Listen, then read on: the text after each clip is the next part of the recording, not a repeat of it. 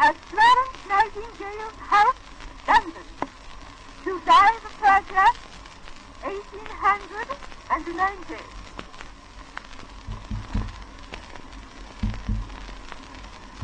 When I am no longer even a memory, just a name, I hope my voice may perpetuate the great work of my life.